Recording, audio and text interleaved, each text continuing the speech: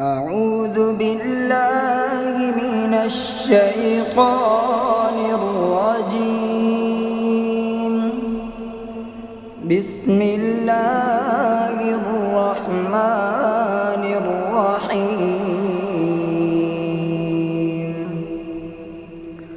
الرحمن علم القرآن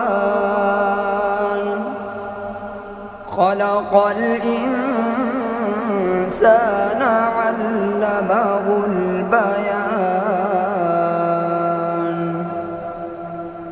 الشمس والقمر بحسبان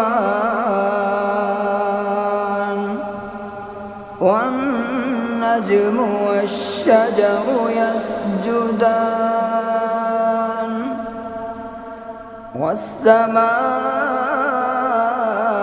رفعها ووضع الميزان ألا تطغوا في الميزان وأقيموا الوزن بالقسط ولا تخسروا الميزان. والأرض وضعها للأنام فيها فاكهة والنخل ذات الأكمام والحب ذو العصف والريحان. فبأي آلاء ربكما تكذبان. خلق الإنسان من صلصال كالفخار وخلق الجان من مارج من نار. فبأي آلاء ربكما تكذبان. رب المشرقين ورب المغربين. فبأي آلاء ربكما تكذبان. مرج البحرين يلتقيان بينهما برزخ لا يبغيان. فبأي آلاء ربكما تكذبان. يخرج منهما اللؤلؤ والمرجان. فبأي آلاء ربكما تكذبان. وله الجوار المنشآت في البحر كالأعلام. فبأي آلاء ربكما تكذبان. كل من عليها فان ويبقى وجه ربك ذو الجلال والإكرام. فبأي آلاء ربكما تكذبان. يسأله من في السماوات والأرض كل يوم هو في شأن. فبأي آلاء تكذبان سنفرغ لكم أيها الثقلان فبأي آلاء ربكما تكذبان يا معشر الجن والإنس إن استطعتم أن تنفذوا من أقطار السماوات والأرض فانفذوا لا تنفذون إلا بسلطان فبأي آلاء ربكما تكذبان يرسل عليكما شواظ من نار ونحاس فلا تنتصران فبأي آلاء ربكما تكذبان فإذا انشقت السماء فكانت وردة كالدهان فبأي آلاء ربكما تكذبان فيومئذ لا يسأل عن ذنبه إنس ولا جان فبأي آلاء ربكما تكذبان يعرف المجرمون بسيماهم فيؤخذ بالنواصي والأقدام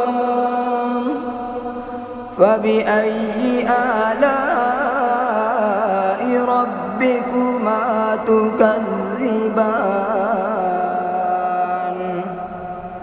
هذه جهنم التي يكذب بها المجرمون يطوفون بينها وبين حميم آن فبأي آلاء ربكما تكذبان ولمن خاف مقام ربه جنتان فبأي آلاء ربكما تكذبان ذواتا أفنان فبأي آلاء ربكما تكذبان فيهما عينان تجريان فبأي آلاء ربكما تكذبان فيهما من كل فاكهة زوجان فبأي آلاء ربكما تكذبان متكئين على فرش بطائنها من استبرق وجنى الجنتين دان فبأي آلاء ربكما تكذبان فيهن قاصرات الطرف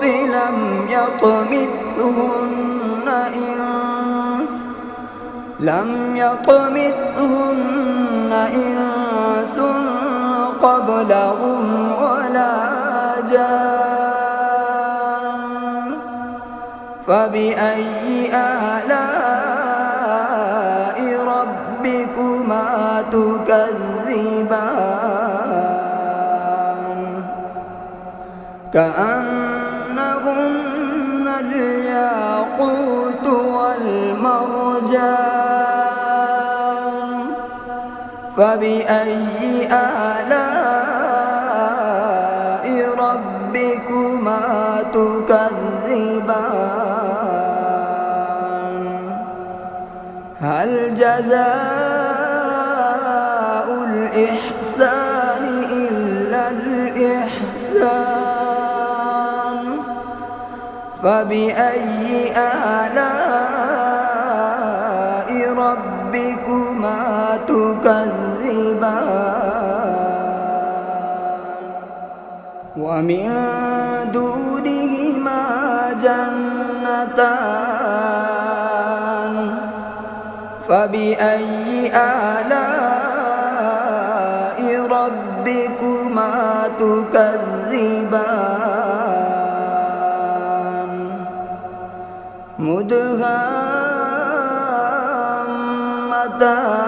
مدهامتان فبأي آلاء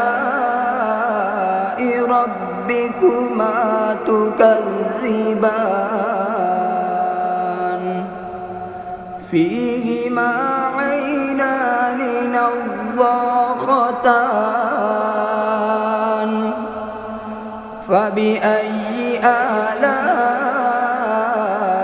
ربكما تكذبان فيهما فاكهة ونخل ورمان فبأي آلاء ربكما تكذبان فيهن خيرات حسان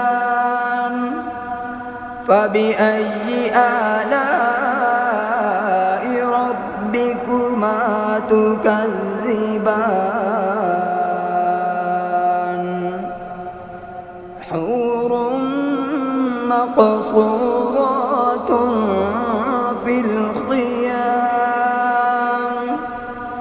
فبأي آلاء